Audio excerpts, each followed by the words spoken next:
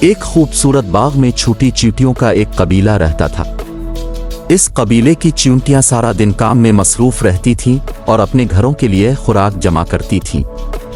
ان میں سے ایک چیونٹی، جس کا نام ننی تھا، بہت محنتی اور سمجھدار تھی۔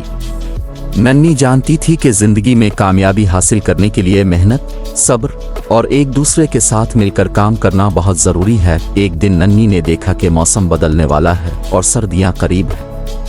اس نے سوچا، ہمیں زیادہ سے زیادہ خوراک جمع کرنی ہوگی تاکہ سردیوں میں ہم بھوکے نہ رہیں۔ ننی نے اپنے قبیلے کے دوسری چیونٹیوں سے کہا، آؤ ہم سب مل کر کام کریں اور زیادہ خوراک جمع کریں تاکہ ہم سب محفوظ رہ سکیں۔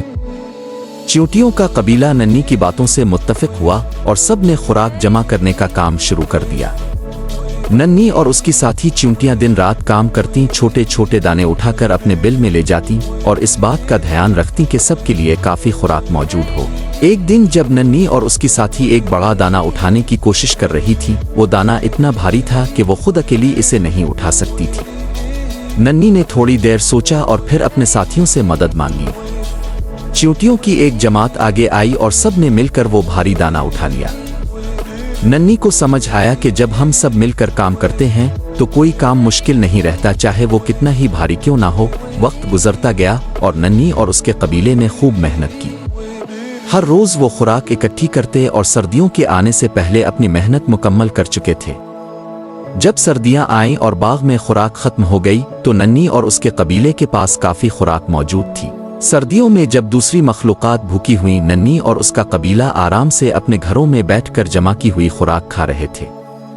اس وقت ننی نے اپنے ساتھیوں سے کہا، ہماری محنت اور صبر نے ہمیں بچا لیا ہے۔ اگر ہم وقت پر کام نہ کرتے تو آج ہم بھی بھوکے ہوتے۔ یہ سن کر سب چیونٹیوں نے ننی کی تعریف کی اور کہا، تم نے ہمیں صبر، محنت اور ٹیم ورک کی اہمیت سکھائی ہے۔ ہم ہمیشہ تمہاری یہ باتیں یاد رکھیں گے۔ یوں ننی چیونٹی کی محنت اور خدمت کی کہانی پورے قبیلے میں مشہور ہو گئی۔ سب چیونٹیاں اس بات پر متفق ہوئیں کہ زندگی میں کامیابی اور خوشحالی کا راز مل جل کر کام کرنے اور وقت پر محنت کرنے میں ہے۔